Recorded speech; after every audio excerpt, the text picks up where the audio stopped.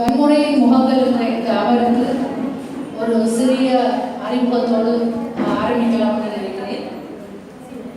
வன்முறை என்பது நாங்கள் பிறக்கும் பொழுதே கற்றுக்கொண்ட விஷயம். நான் நினைக்கிறேன் நாங்கள் சிறுவர்களாக 1ஆம் வகுப்பு 2ஆம் வகுப்பில் சைவ சமயம் ரிலிஜன் பாடசாலையில் படிக்கையிலேயே சமணர்களுக்கும் இந்துக்களுக்கும் இடையில போராட்டத்தில் கழுவில் ஏற்றுறது எல்லாம் ஒரு சந்தோஷமான விஷயமாக தான் நாங்கள் படிச்சிருக்கிறோம். அந்த நேரத்தில்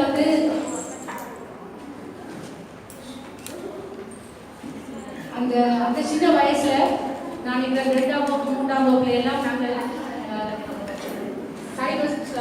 சமய பாடம் படிக்கல அனல்வாதத்துக்குரிய புனல்வாதத்துக்குரிய சமணங்களுக்கு அந்த சின்ன வயசு ஞாபகம் இருக்கு.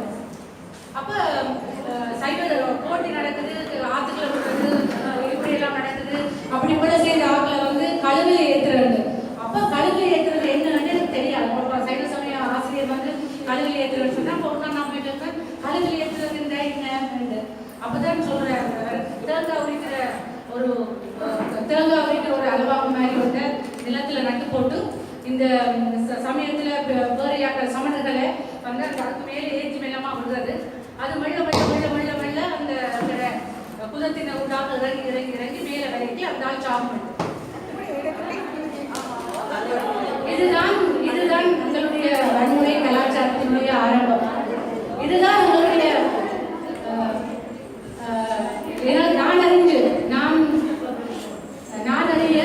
நான் முதல்ல பயந்த 2ஆம் வகுப்பு 3ஆம் வகுப்புல பயந்து பயம் பிடிச்சிருக்கோம். என்னடா சாகரத்துல நானே வெள்ளம். அப்ப எங்களுடைய கலாச்சாரம், எங்களுடைய சமூகம் வன்முறையில எவ்வளவு நாசுக்காக எங்களுக்கு கற்றுத்தருது இந்த சமய பாட படிக்கிறதுல ஆரம்பமாகும். சமய பாடத்துல நான் படிச்சேன். பிறகு சமூக கல்வியில வெள்ளண்டாமா தமிழாமா எல்லாம் அப்படி வருது. ஆனா இந்த சமயத்துக்குள்ளால வார இந்த வன்முறையை நாங்கள் ஜீரணிக்கிற அல்லது ஏற்றுக்கொள்ற இந்த கட்டுத்தனமா முலாம் பூசி இந்த வன்முறையை ஏற்றுக்கொள்ளக்கூடிய மாதிரி தான் சமய பாடத்துல சொல்லப்படும். அப்படித்தான் நாங்கள் படிச்சாங்க. இதுதான் எங்களுடைய வன்முறையை நாங்கள் கற்றுக்கொண்ட அந்த கலாச்சாரம். அந்த வன்முறையிலிருந்து வந்த எங்களுக்கு கடந்த 30 வருடங்களான இந்த யுத்தம் இன்னும் மிக மிக விபரமாக மிக ஆழமாக இந்த வன்முறை எங்களுக்கு கற்றுத்தந்திருக்குது. இந்த துர்ப்பாக்கியமான இந்த சூழலில் இருந்து கொண்டுதான் நாங்கள் இந்த வன்முறையை பற்றி பேச வேண்டியிருக்குது. ஆனபடியாக இந்த தலைப்புகள் உங்களுக்கு தொடர்ந்து கலந்துரையாடலுக்கு நிறைய இடம் வகுக்கும் என்று சொல்லி முதல்ல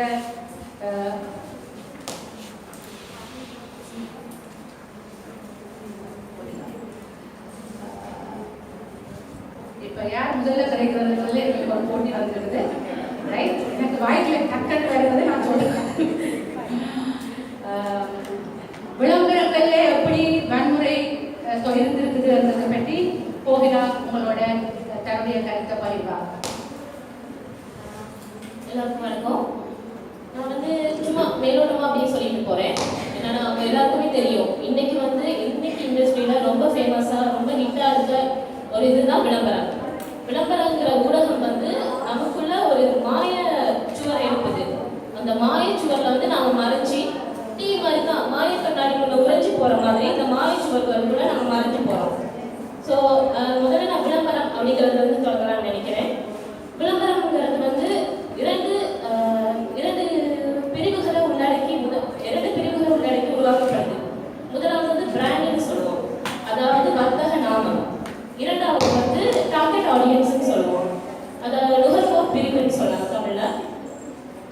இவங்களை தான் இந்த பிராண்டை ஹிட் ஆகிறதுக்காக வேண்டிதான் விளம்பரங்கள் பிரசுரிக்கப்படுது. ஏதாவது அது ஒரு நபராகவும் இருக்கலாம், அல்லது ஏதாவது ஒரு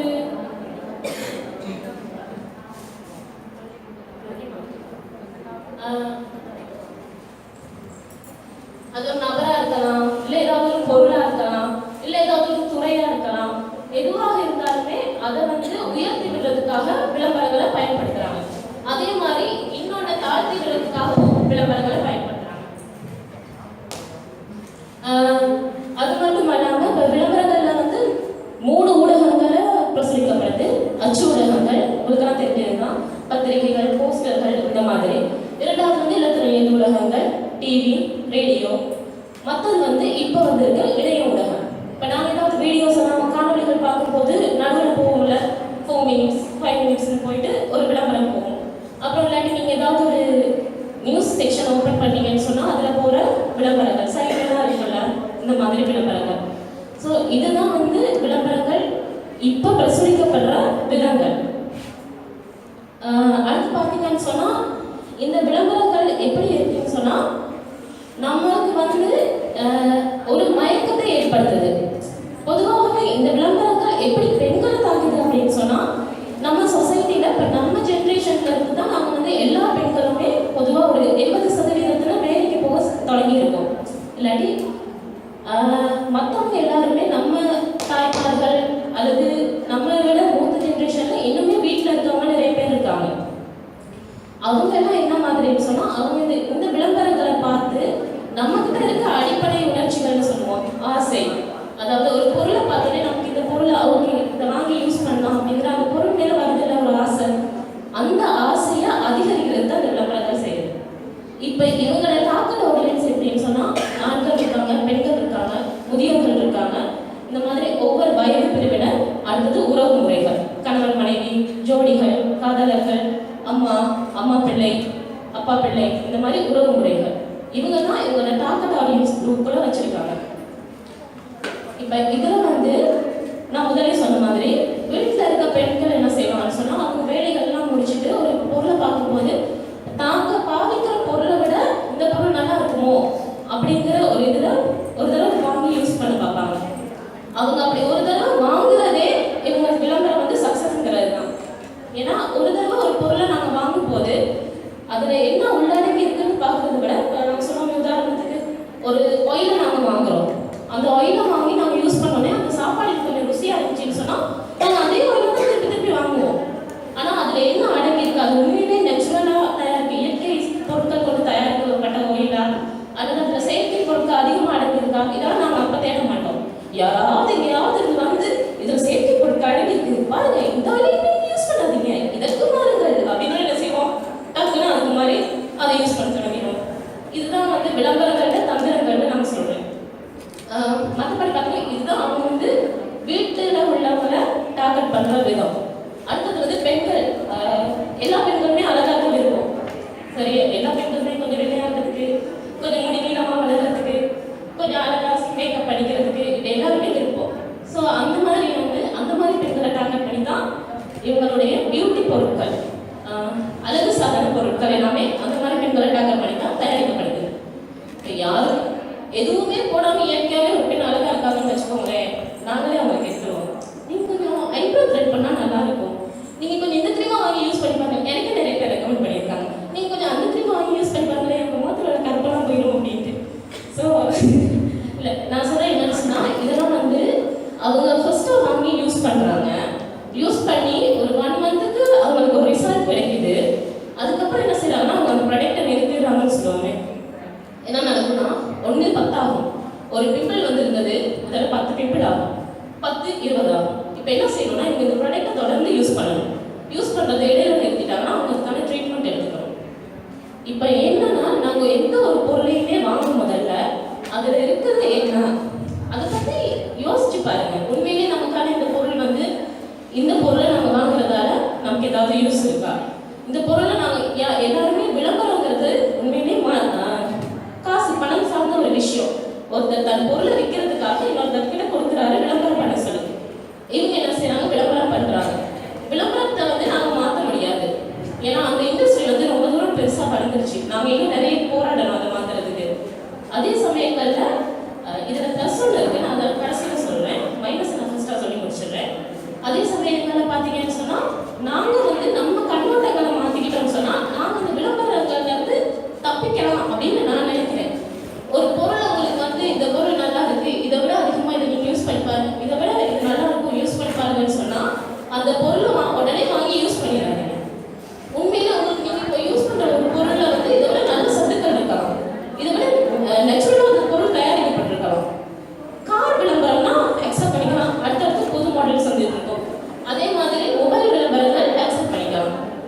இப்போ கார் விளம்பரங்கள் அப்படின்னு நான் சொல்றதுக்குள்ள வரேன். பொதுவாக பார்த்தீங்கன்னு சொன்னா கார் விளம்பரங்கள்ல பெண்கள் தான் வந்து நிற்பாங்க. இப்போ ஸ்கூட்டி விளம்பரங்கள் போய்கிட்டு இருக்கு, இந்தியன் சேனல் தான் போகுதுன்னு நினைக்கிறேன். அந்த ஒவ்வொரு விதவிதமாக ஒருத்தர பெண்கள் வந்து டீ ஸ்கூட்டி ஓடிக்கிட்டே போவாங்க.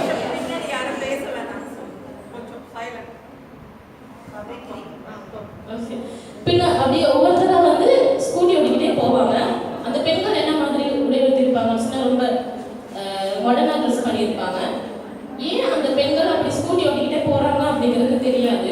அந்த அட்வர்டைஸ்மெண்ட்ல என்ன காட்டலாம், ஆனா அந்த பெண்கள் எல்லாரும் அழகா இருக்கணும், கவர்ச்சியா இருக்கணும், விளம்பர தயாரிப்பாளர்கள் என்ன சொன்னாலும் செய்யணும்.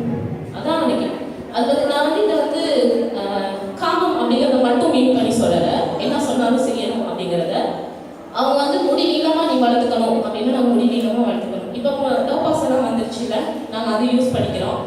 இல்லை நீ வந்து ஐப்ரோ இப்படி தான் ட்ரை பண்ணணும், இந்த ஷேப்பில் தான் அவனுக்கு இருக்கணும், நீ இப்படி தான் மேக்கப் பண்ணிக்கணும், இந்த இந்த இந்த சைஸில் தான் உடம்பு இருக்கணும்.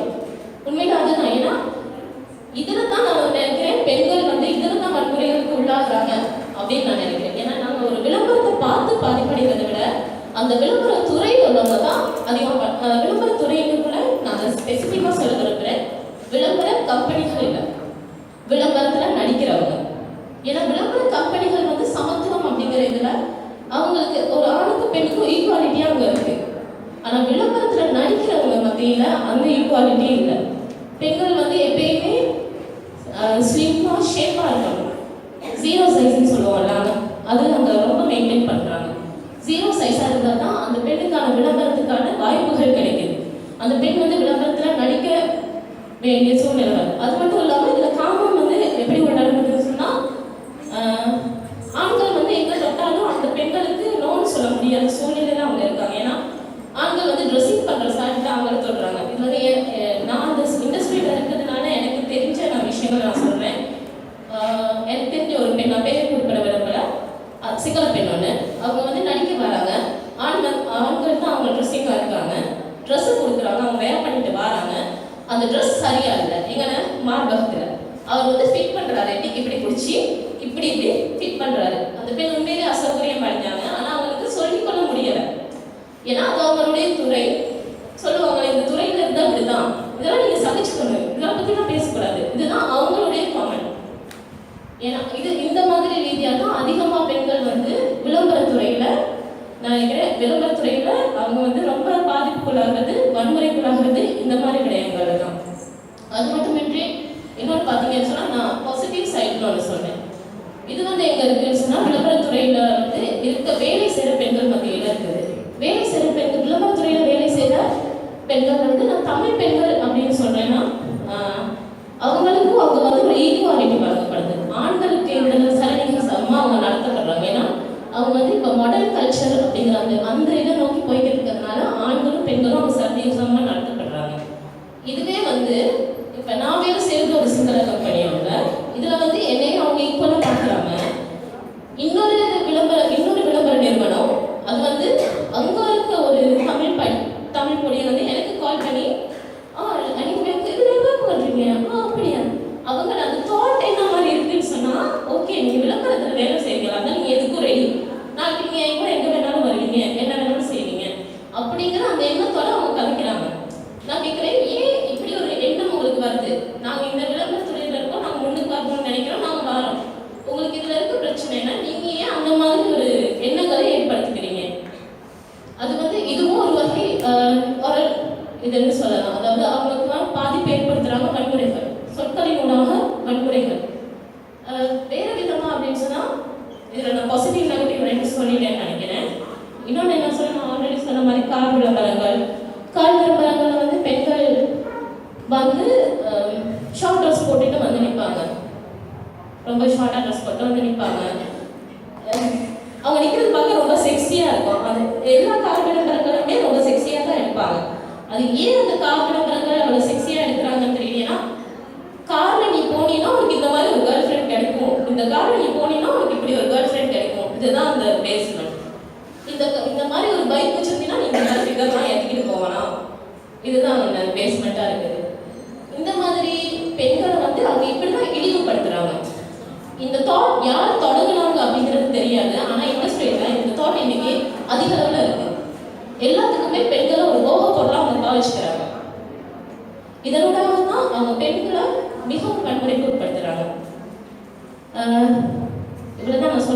நினைச்சேன். நன்றி.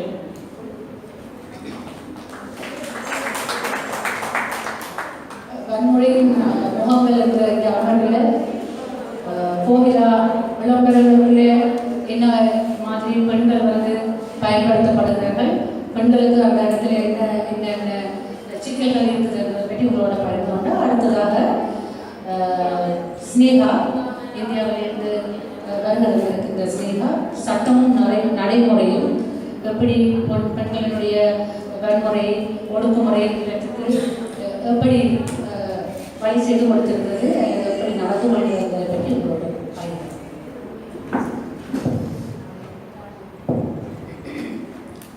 மட்டக்களப்பு பெண்களும் ஊடக பத்திரிகையும் இணைந்து நடத்தும் இந்த வெண்ணிலை சந்திப்புக்கு வந்திருக்கும் அனைவருக்கும் என்னுடைய மதிய வணக்கங்களை தெரிவித்துக் கொள்கிறேன். இந்த வாய்ப்பினை எனக்கு அளித்த ரஞ்சி உள்ளிட்ட அனைத்து பெண்களுக்கும் என்னுடைய நன்றி தெரிவிக்கிறேன். என்னை பற்றி ஒரு சின்ன அறிமுகம், ஏன்னா எனக்கு இது முதல் முறை, நிறைய பேருக்கு நான் யாரும் தெரியாதுன்றதுனால. நான் தமிழ்நாட்டில் வழக்கறிஞராக பணியாற்றுறேன். என் பேர் ஸ்னேகா பார்த்திபராஜா. என்னுடைய கணவர் ஒரு கல்லூரியில் பேராசிரியராக இருக்கிறார், எழுத்தாளர், நாடகவியலாளர். நான் வந்து நிறைய பள்ளி குழந்தைகளுக்கும் கல்லூரி பெண்களுக்கும் சட்டம் குறித்தான விழிப்புணர்வு, அவங்களுடைய psychological problems, adolescent age problems, சமூக சார்ந்த அவங்களுடைய விழிப்புணர்வு கொடுத்து அவர்களுக்கு வகுப்பெடுக்கிற பேசுகிறேன். பெண்கள் குழுக்கள் கிட்ட பேசுகிறேன். நான் ஒரு இடதுசாரி சிந்தனையாளர். புரட்சிகர இளைஞர் முன்னணி என்ற ஒரு எம்எல் அமைப்பில் என்னுடைய ஆதரவாளராக நான் இருக்கேன். மார்க்சியம் தான் என்னுடைய கருத்தியலாக இருக்கு. இதான் நான். இந்த தலைப்பை நான் ரட்சியிடம் சொல்லும் பொழுது, நான் பெண்களுக்கு எதிரான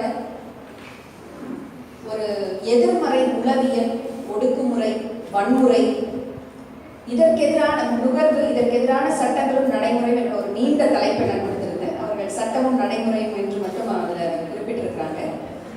ஏன்னா புரிஞ்சு போச்சு என்னன்னு. 15 நிமிஷத்தில் பேசணும்னா இவ்வளோ பெரிய தலைப்பெல்லாம் நீ பேச முடியாதுமா, அதனால சட்டமும் நடைமுறைன்னு சொன்னாங்க. அதில் எனக்கு என்ன குழப்பம்னா, நான் இருக்க சூழலுங்கிறது இந்திய சூழலில், தமிழக சூழலில் இருக்கக்கூடிய சட்டமும் நடைமுறையும் தான் என்னால் பேச முடியும். ஆனால் இங்கே நான் வந்து காலையிலேருந்து கேட்ட விஷயங்களில், மற்றவங்களோட பேசிய விஷயங்களில், இங்கே இருக்கக்கூடிய சட்டம், நிலைமை, பெண்களுக்கான நிலைமைங்கிறது சற்று வேற மாதிரி இருக்கு.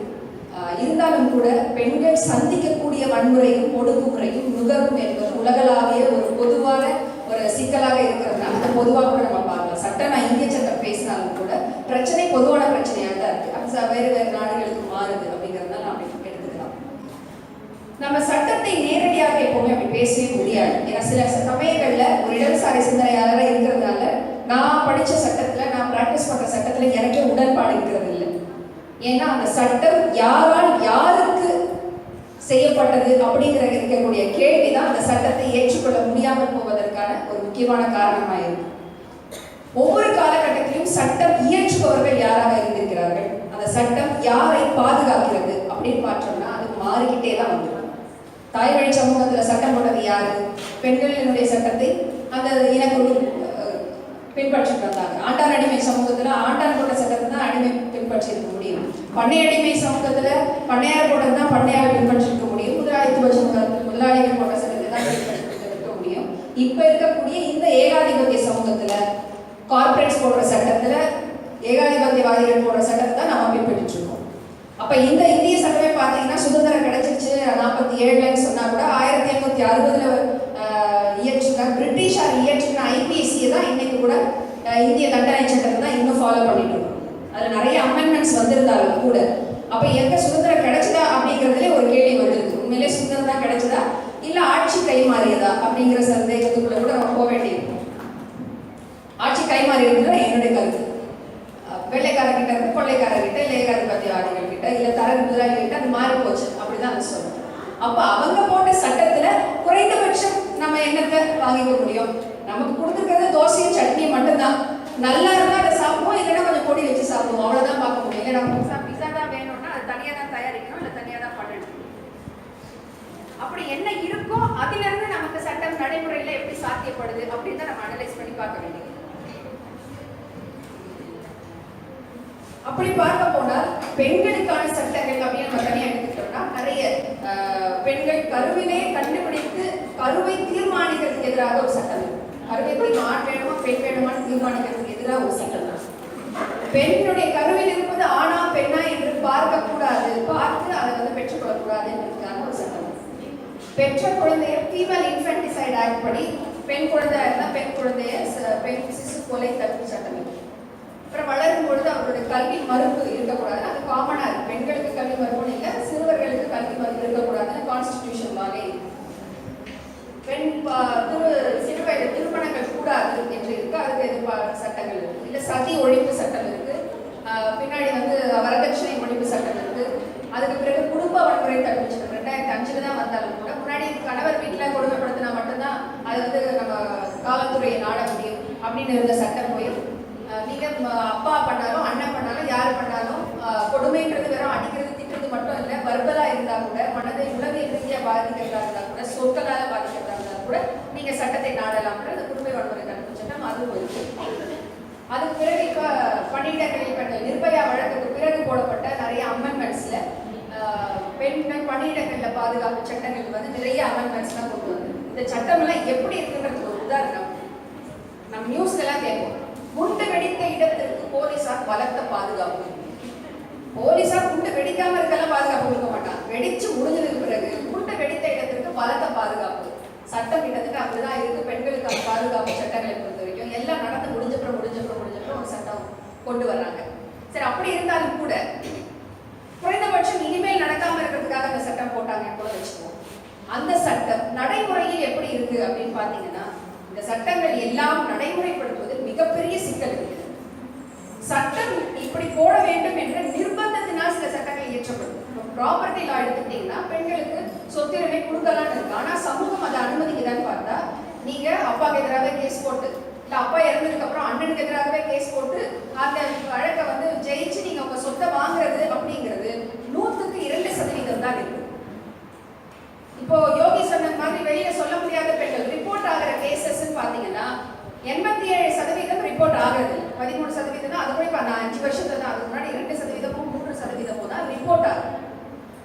நிர்பயா போன்ற எத்தனையோ பெண்களை கூட்டு பாலியல் வன்முறை செஞ்சுட்டே தான் இருக்கிறாங்க. அது மீடியான்னு வந்ததுனால இப்ப பெருசா வந்திருக்கு, வெளியில தெரியாம. அதே போல இப்ப சுவாதி வழக்கா இருக்கட்டும், அடுத்தடுத்து வந்த வழக்குகளாக இருக்கட்டும், ஒடுக்கப்பட்ட சமூகத்தில் இருக்கக்கூடிய ஒடுக்கப்படுகின்ற பெண்களுக்கு இதை விட மிக கொடூரமாக நடக்கக்கூடிய விஷயங்கள் மீடியால கூட வரது. மீடியாலும் வரதில்லை, வெளியிலும் வரதில்லை. ஒரு குடும்பத்துல ஒரு பெண் வந்து வன்புணர்வு செய்யப்பட்டா, அவர்கள் மீது வன்முறை செலுத்தப்பட்ட அந்த குடும்பத்தையும் ஒதுக்கி வைக்கிற சம்பவங்களும் நம்ம படிச்சிருக்கோம். அந்த குடும்பமே தீட்டுப்பட்டுருச்சு, அசிங்கமாட்டு பொண்ணு கேட்டு போன ஒரு அப்பா அம்மா இங்க இருக்கக்கூடாது அப்படின்னு வெளியில இருக்கிற பல வழக்குகள் நம்ம பார்த்தோம். அப்ப சட்டத்துக்கும் நடைமுறைக்கும் இருக்கக்கூடிய இந்த இடைவெளி ஏன் அப்படிங்கறத தான் நம்ம ஆய்வு செய்யணும். இப்ப எங்க போனாலும் நீங்க சட்டத்தை தெரிஞ்சுக்கணும்னு அவசியம் இல்லை. அதுக்கிட்ட ஒரு வக்கீல்கிட்ட போய் கொஞ்சம் ஃபீஸ் கொடுத்தா அவங்க வந்து கோர்ட்ல போய் உங்களுக்காக வாதாடிடுவாங்க. ஆனால் இந்த சட்டத்தை நீங்கள் பயன்படுத்த முடியும், ஒரு வழக்கறிஞரை அணுக முடியும், இல்லை அணுக வேண்டும் என்ற கல்வி தான் நமக்கு தேவையாது. சட்ட கல்வி தேவையில்லை. இப்போ நிறைய சட்ட விழிப்புணர்வு முகாம்களுக்கு போனா அங்க இந்த செக்ஷன் படி இதை செய்யலாம், அந்த செக்ஷன் படி இதை செய்யலாம், இந்த ஆக்ட் படி இந்த ஆண்டுல வந்த ஆக்ட் படி இதை செய்யலாம் அப்படின்னு நிறைய பேசுற வழக்கறிஞர்கள் பார்க்கணும். அதை சொல்ல வேண்டிய அவசியம் இல்லை.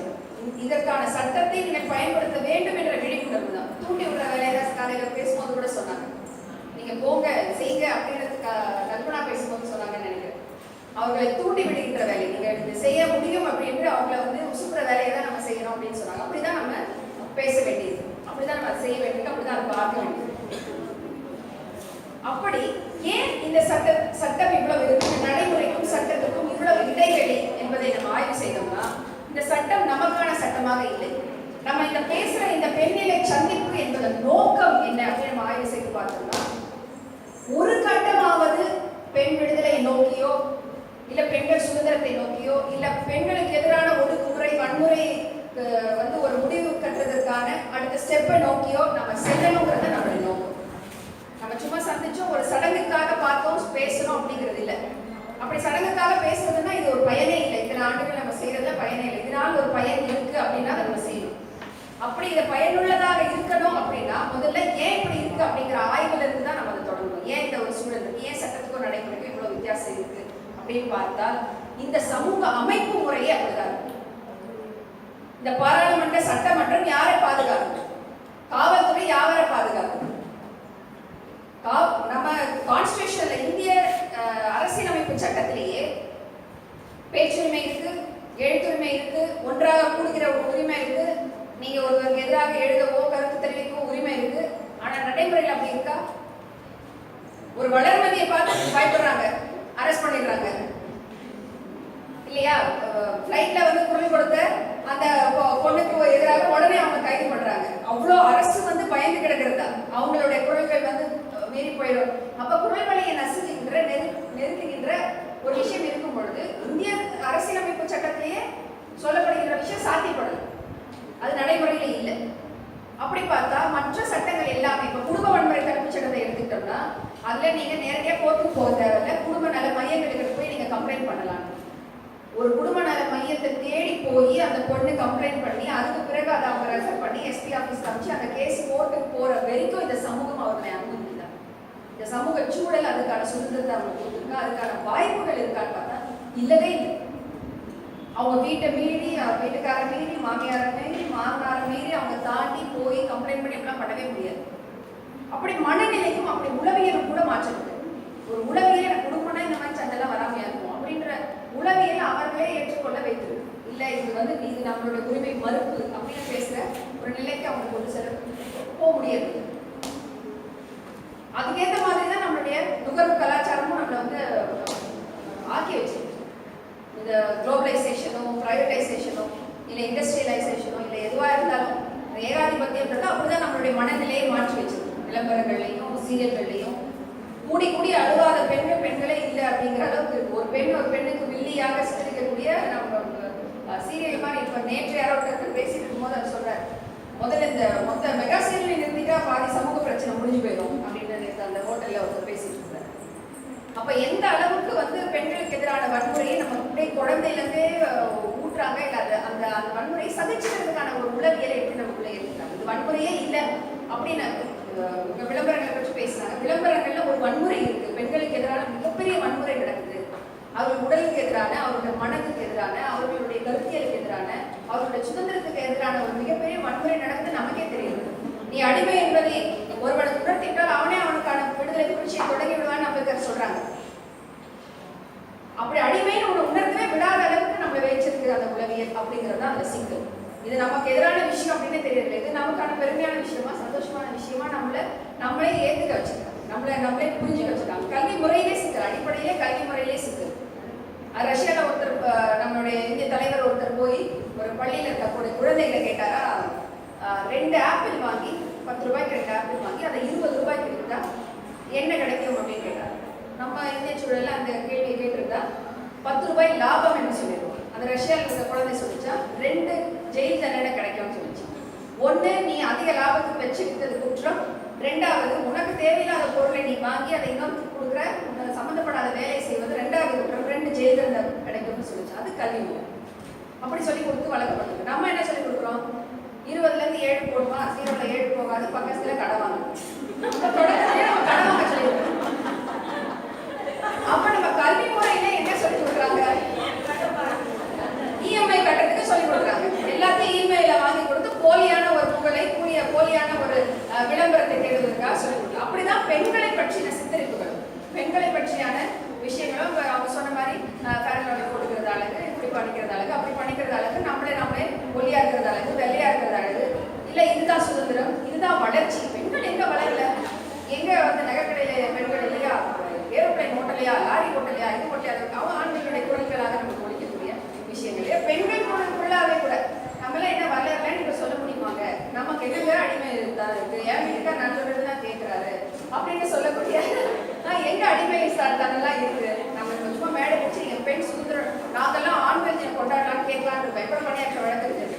நாங்கெல்லாம் வந்து பாதிக்கப்பட்ட திருமணமான ஆண்கள் சங்கம் தொடங்கலான்னு இருக்கிறோம் அப்படிலாம் வந்து சொல்லக்கூடிய ஆண்களை நம்ம பார்க்கிறோம். அப்படி முழுக்க மனநிலையே எப்படி இருக்குன்னா, பெண்களுக்கு இன்னும் கூட ஒரு அடிமைத்தனம் இருக்கு, இல்ல பெண்களுக்கு இன்னும் கூட வன்முறை செலுத்தப்படுது, பெண்களுக்கு எதிரான ஒடுக்குமுறை செலுத்தப்படுது. நீங்க பாலியல் வன்முறையெல்லாம் விடுங்க, ஒரு உளவியல் வன்முறை இருக்கு பாருங்க. அந்த உளவியல் வன்முறையை புரிஞ்சிக்க விடாம, அதை உணர விடாம செய்யறதுதான் மிகப்பெரிய வன்முறையா நான் நினைக்கிறேன். பாலியல் வன்முறை வெளிப்படையா தெரிகிற வன்முறை. உளவியல் வன்முறை இருக்கு இல்லையா, நம்ம குடும்பத்துக்குள்ளே நடக்கக்கூடிய உளவியல் வன்முறை, அது நம்மளுடைய அடிமைத்தனத்தை நாம் புரிய விடாமல் செய்யக்கூடிய வன்முறை.